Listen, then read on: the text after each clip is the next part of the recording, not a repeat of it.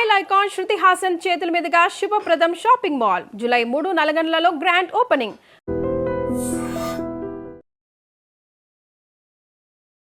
నమస్కారం, welcome to I Dream. Dharma Margam with Vijitha కార్యక్రమానికి స్వాగతం.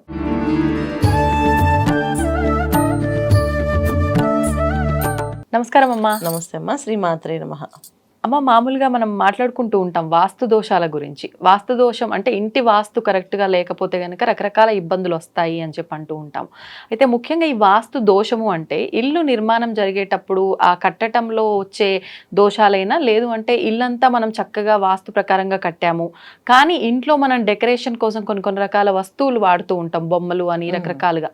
అవి కరెక్ట్గా పెట్టే ప్లేస్లో పెట్టకపోవడం వల్ల కూడా వాస్తు దోషాలు వస్తాయా? వాటి గురించి ఒక వివరణ ఇవ్వండి. తప్పకుండా.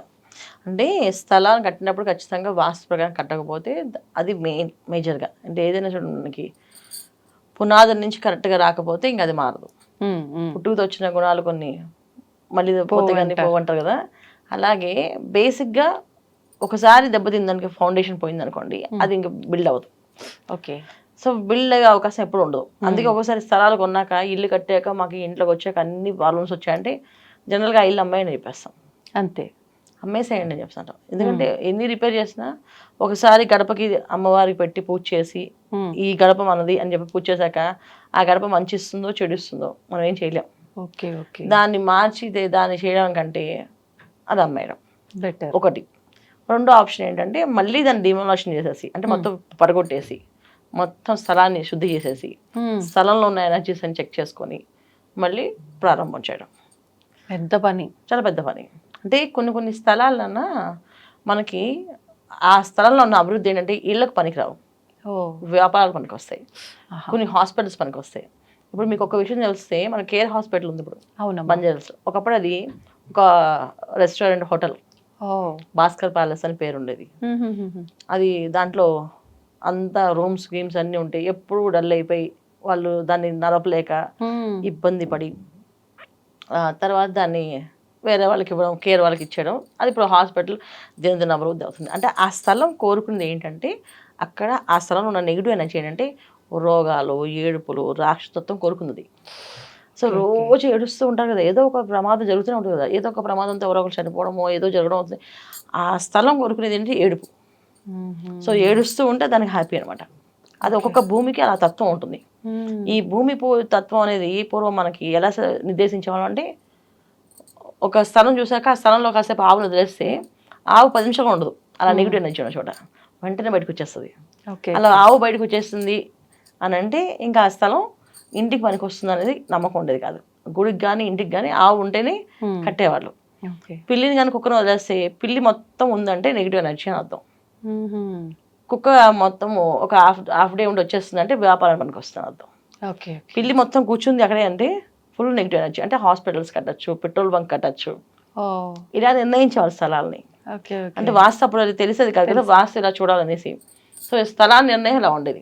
ఇది కాకుండా కొంతమంది విజ్ఞులు ఏం చేసేవాళ్ళంటే, ఒక మధ్యలో స్థలాన్ని కాస్త తవ్వి నవధాన్యాలు వేసేవాళ్ళు, వేసి మట్టి వేసేవాళ్ళు. మట్టి వేసేసి కొన్ని నీళ్లు కొన్ని పాలు పోసి వదిలేసేవాళ్ళు. ఆ మట్టిని అంటే ముద్ద చేసేసి వదిలేసేవాళ్ళు. ఒక 9 రోజుల తర్వాత చూస్తే ఏ ధాన్యం బయటికి వస్తుందో దానికి కట్టేవాళ్ళు. ధాన్యం వడ్లు వచ్చాయి, బయటికి బాగా వచ్చాయంటే ఇళ్ళకి పనిచేస్తుంది, మానసిక ప్రశాంతి ఉంటుంది. ఇంట్లో కడితే ఈ ఇంట్లోకి ఎవరు వచ్చినా మహాలక్ష్మిలాగా అందరూ ప్రశాంతంగా ఉంటారు, ఇది మహాలక్ష్మి భాగ్యాన్ని ఇస్తుందని చెప్పి కట్టేవాళ్ళు. ఏదైనా పెసలు కానీ నువ్వులు కానీ వచ్చాయంటే అది వ్యాపార వృద్ధి పనికి వస్తుంది. అంటే ఇంట్లో ఎవరున్నా వాళ్ళ ఆలోచన వ్యాపారాత్మకంగా ఉంటుంది. అంటే నేను నీకేం చేస్తాను, నువ్వు నాకేం చేస్తావు, బిజినెస్ మైండ్. నా ఇంటికి వస్తే ఏమి ఇస్తావు, మీ ఇంటికి తెస్తే ఏం చేస్తారు అన్నట్టు ఉంటుందా. లాభాలు కోరుకునే మనస్తత్వం ఉంటుందని అలాంటి ఈ స్థలంలో అది ఉంది. అందుకని ఇది వ్యాపారానికి పనికి వస్తుందని చెప్పి అలా నిర్దేశించేవాళ్ళు. ఇంక ఇవాళ మనకి వాస్తు చూడడం వచ్చింది, వాస్తు ఎలా చేసుకోవాలో వచ్చి దానికి తగ్గంచి ఎనర్జీ ఆరా స్కానర్స్ వచ్చాయి, దాంట్లో చెక్ చేసుకోవచ్చు. ఇలా ఎన్ని విధాలు వచ్చాయి కనుక ఇప్పుడు మనం స్థలాన్ని నిర్ణయం చేసుకోవచ్చు. ఇది ఇల్లు కట్టే విధానం. ఇప్పుడు మన ఫ్లాట్స్, అపార్ట్మెంట్స్ వచ్చేసరికి అపార్ట్మెంట్లో మన చేతుల్లో ఉండదు. సో వాళ్ళే కడతారు నిర్మాణం చేసినప్పుడు. మ్యాక్సిమం మనం ఏం చేయాలంటే పిల్లల రూముని కరెక్ట్గా ద్వారాలు కరెక్ట్గా ఉండేది చూసుకోవాలి. అంటే ద్వారాలు, అన్ని ద్వారాలు వచ్చే స్థానంలో ఉండాలి. పిల్లల రూమ్ అయినా, మాస్టర్ బెడ్రూమ్ అయినా, గెస్ట్ బెడ్రూమ్ అయినా, మెయిన్ ఎంట్రన్స్ అయినా, కిచెన్ చాలా మంది డోర్స్ పెట్టట్లేదు ఇప్పుడు. అవును.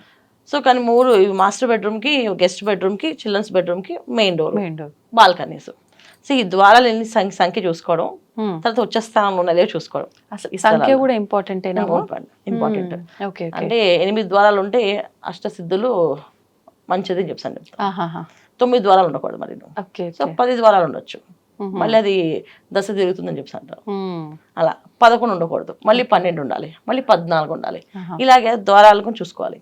సో ఇలా మన అపార్ట్మెంట్స్ వచ్చినప్పుడు ఏంటి, ఇప్పుడు ఆల్రెడీ కట్టేస్తారు వాళ్ళ స్థలం మీద, అందుకని మన ఫ్లాట్లో ఫస్ట్ ద్వారాలు ఎక్కడైతే ఉన్నాయో చూసుకోవడం. రెండోది కలర్స్, కబోర్డ్స్. ఈ కబోర్డ్స్ ఏంటంటే వాటర్ ఎలిమెంట్ మనం చూసుకునేటప్పుడు ఏమవుతుందంటే చాలా వరకు ఆగ్నేయం కిచెన్లో ఎక్కువ కలర్స్ కాంబినేషన్స్ పెట్టేస్తుంది. లైట్ కలర్స్ పెట్టకూడదు, అక్కడ డార్క్ కలర్స్ పెట్టుకోవాలి.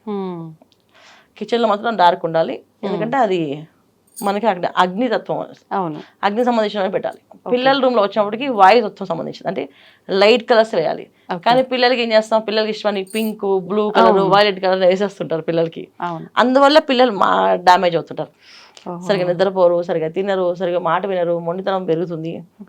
సో అక్కడ వాయువు రూమ్ కదా, సో వాయుతత్వం అంటే లైట్ కలర్స్, వాటర్ కలర్స్ లో కాంబినేషన్ లో ఉండాలి అది. అప్పుడు పిల్లలు మనం చెప్పిన మాట వింటారు, మనం ఏం చెప్తా చేస్తారు. వాళ్ళు నచ్చడిగా బొమ్మల డిజైన్లు ఉన్న బెడ్షీట్లు వేయడం, బొమ్మల డిజైన్లు ఉన్న ఫ్యాన్స్ పెట్టడం, వాళ్ళకి పెయింటింగ్స్ వేసేయడం, ఇవన్నీ కూడా తెలియకుండా చేస్తున్న తప్పులు. సో వాళ్ళు నచ్చిన వేయచ్చు, కానీ లైట్ కలర్స్ లో వేయాలి. అంటే వాస్తు ఎక్కడ ఎఫెక్ట్ అవ్వకూడదు చేస్తున్నప్పటికీ, అంతే. దాని ఎనర్జీని మనం తెచ్చుకోవాలి. సో ఇప్పుడు మాస్టర్ బెడ్రూమ్, ఖచ్చితంగా మాస్టర్ బెడ్రూమ్ లో వీళ్ళు అన్ని కూడా వాడేవి అన్ని కొన్ని నైరుతి సంబంధించినవి కొంచెం డార్క్ కలర్స్ కాకుండా లైట్ కలర్స్ లోనే వేసుకోవాలి. కానీ చాలా మంది ఏంటంటే ప్యూర్ లైట్ వేస్తారు, అది చాలా డేంజర్. కొంచెం డార్క్ ఉండాలి అక్కడ, లైట్ గా కొంచెం లైట్ డార్క్ ఉండాలి, లైట్ ఎల్లోయిష్ కలర్ ఉండాలి. ఎల్లో కాంబినేషన్స్ లో వాల్స్, ఒకళ్ళు లైట్ కలర్స్ లో డార్క్ కలర్ లో ఎల్లో కాంబినేషన్ వేసుకోవాలి. అలా వేసుకోవడం వల్ల కొంచెం ప్రశాంతంగా ఏదైనా సమస్య వస్తే ఇద్దరు డిస్కస్ చేసుకోగలుగుతారు, లేకపోతే ఇద్దరు పోట్లకు బయటకు వచ్చేస్తారు. ఉంటే టూ మచ్ ఇద్దరు పాజిటివ్ ఉంటారు, లేదా టూ మచ్ గా ఇద్దరు నెగిటివ్ ఉంటారు లైట్ కలర్స్ వేస్తే. సో ఇవి చూసుకోవాలి ఎప్పుడు కూడా.